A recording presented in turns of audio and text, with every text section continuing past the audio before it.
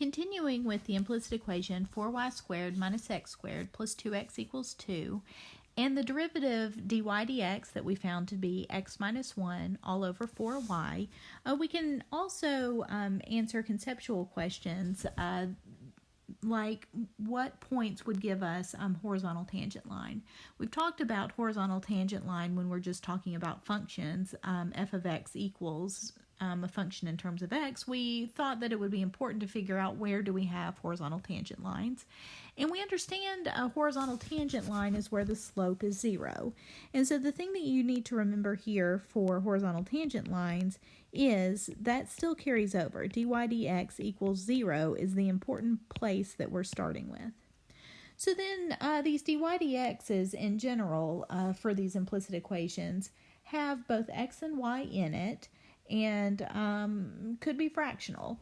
And so here, when we're looking at dy dx being equal to 0, we're really talking about where is the top equal to 0. Okay, so the top here equal to 0 is x minus 1 is equal to 0. So we're looking at, and perhaps we will, let's just say it that way. X minus 1 is equal to 0. That's because the top is equal to 0.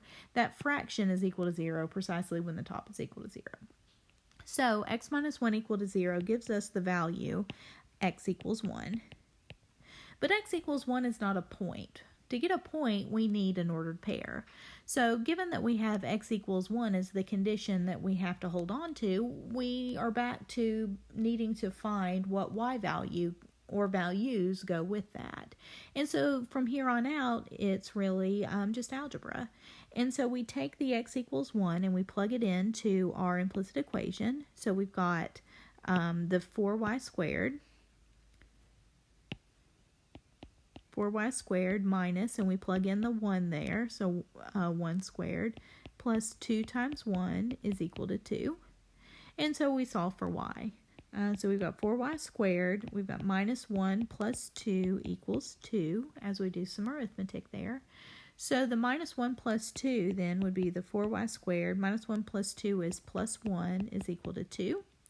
And so we subtract 1 from both sides and we get 4y squared is equal to 1. We divide both sides by the 4 sitting out front and get y squared equals a fourth.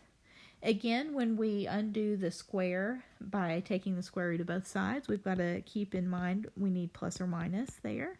So we have plus or minus root 1/4. The square root of the fraction is the square root of the top over the square root of the bottom. And the square root of 1 is 1. And the square root of 4 is 2. And so we've got two values again, plus and minus 1/2. So we can combine these together to get our points. We have x equals 1 as the condition for both. And then the y values are either positive 1/2 or negative 1/2. And so those would be the 2 points on the implicit curve where we have a horizontal tangent line. We could go through this sort of similar idea looking at something that we hadn't dealt with quite as much when we were only dealing with functions f of x equals functions in terms of x, vertical tangent lines.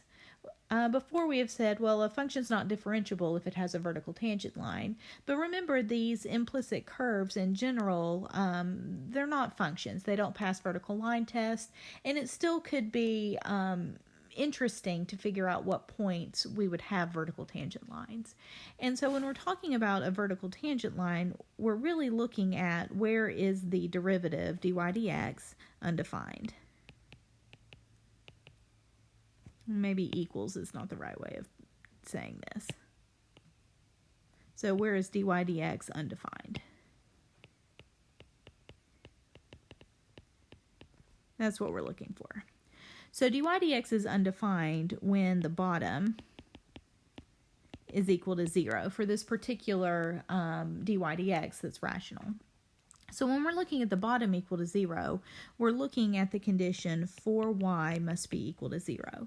Well, if we divide both sides by 4, we have y equals 0 over 4, which is simply 0. So again, we're back to the algebra at this point. We have a given y value and we need to find ordered pairs that have that particular specified y value. So we plug in the y equals 0. So we've got the 4 times 0 squared minus x squared plus 2x equals 2. And so that 4 times 0 squared is just 4 times 0, which would be 0. So we're really just looking at negative x squared plus 2x equals 2.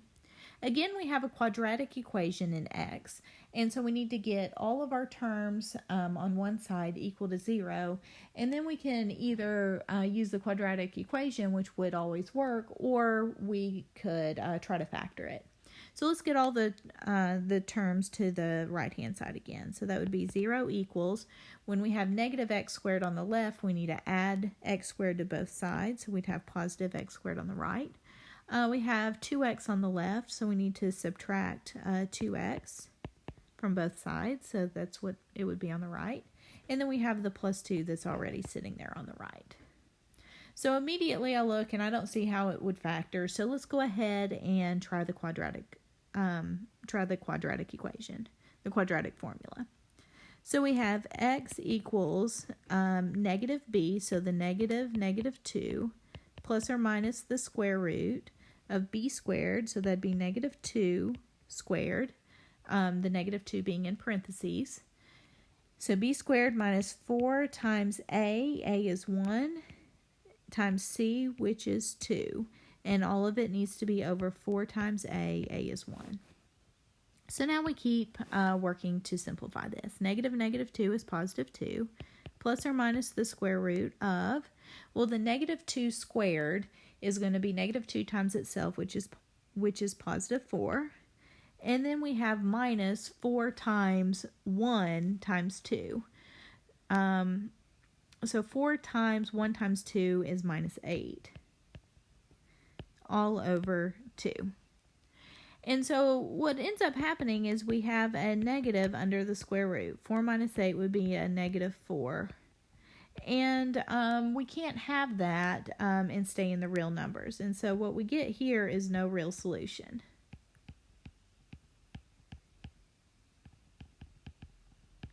So whenever we get no real solution, what that's really indicating is we don't have any points where y is equal to 0. And so that's our conclusion here. There are no points on the graph of that implicit equation that have vertical tangent line.